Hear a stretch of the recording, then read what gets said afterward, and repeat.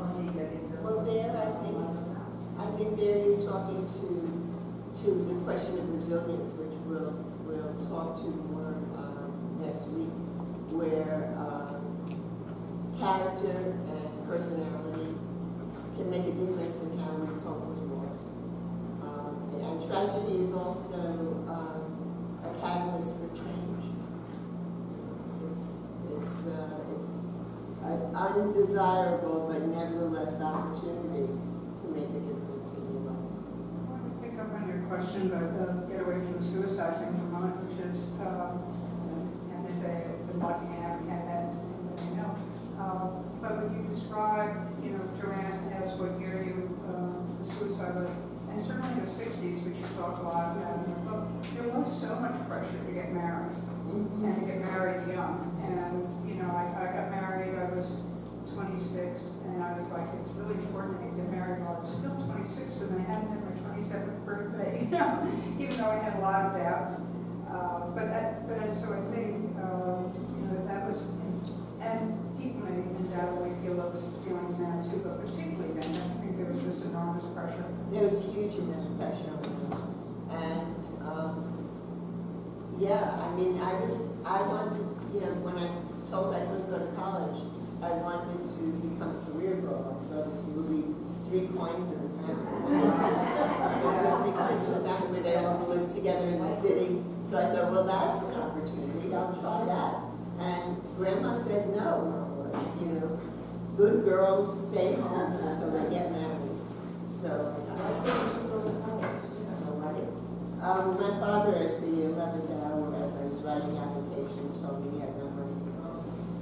So, and I didn't have, I wasn't sophisticated enough to figure another way. I tried going at night for a while, but I was working in the city, and I get back to Brooklyn College at night, and I couldn't quite do it. So.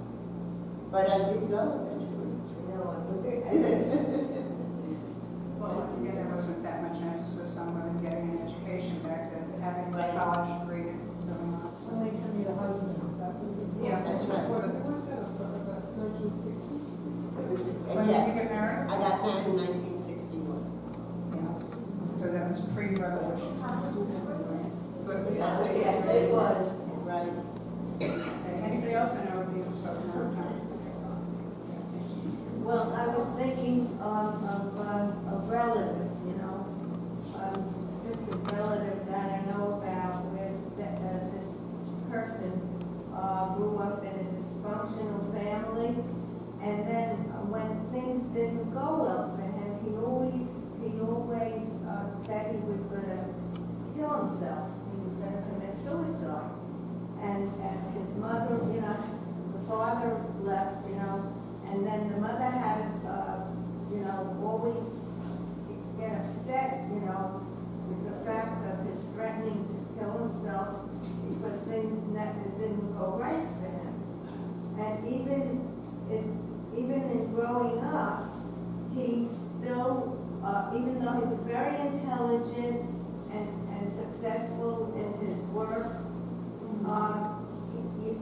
I always wondered, whenever anything goes wrong, is he really going to do it? Right. Well, that's the kind of trepidation that when somebody's suicidal, that you go through. And when does it end? When do they start thinking about killing themselves? Okay. Joanne. Oh, thank you.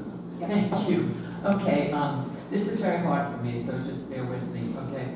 I lost my boyfriend and my mother within 6 months of each other several years ago. It was very, very traumatic. My support system dropped out pretty much. I couldn't talk to my boyfriend, and I couldn't talk to my mother. Now they're both gone. Okay. So I was a mess, and I went to a bereavement counselor. There were 2. One was 23, the other was 24. They don't get me. Okay. They don't get me. They just looked at me like I had 80 heads at this point. So I left. I never went back. They called to see how I was. They were very kind. But I needed a little bit more than kindness. So my question is this. How do you get the help you need? I did reach out and try, and this was certainly not the answer for me. Right. Well, and so you're asking how do you get how do you find professional bereavement counselors? I mean, you have the phone book. I mean, I asked everyone, and this is how I met these two young women. And well, I know, I mean, you could go for individual therapy and you could deal with grief that way. If you're looking for a group, it's very possible that you can find that through hospitals. Like Memorial Sloan Kettering, I know runs grief groups. Also through churches and synagogues, they may also have it. Or, you're a little more sophisticated now because you had those bad experiences. So you have a better idea of what I'm a different person, sophisticated. Well, you have she's a different person. You have a better idea of what you're looking for. You wouldn't go into another group as a 23-year-old. No. That's for sure. I've mentioned this in some other classes, but the Transition Network, I don't know if you're familiar with it, for women 50 plus, and I'll tell you more about it if anybody wants to ask. They have groups, a number of different groups, and some of them do deal with bereavement. And from people I know who've been in them, it can be very helpful. And I can work teaching too, but yeah. My sister-in-law's sister's daughter committed suicide several years ago. She was, I think, just over 40 years old. Had a terrible, tormented life. Her mother was someone who just made disastrous decisions her whole life, including marrying a violent, abusive alcoholic who regularly abused the daughter, Jennifer. And in fact, Jennifer was so ashamed when she was 13 years old, she went to the doctor. The doctor knew what was happening. He failed her because he should have gone to the police. I thought they were obligated to do that. And she said, "Don't tell my mother, don't tell my mother." And the doctor just said to Marie, the mother, "Don't leave your daughter alone with your father." And Marie just blacked it out. I mean, what did he mean by that?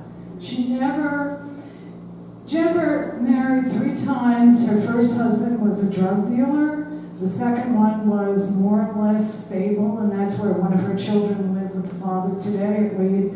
The third one is in jail for federal fraud. I mean, this is like a textbook case of just, it's horrible. And she hung herself.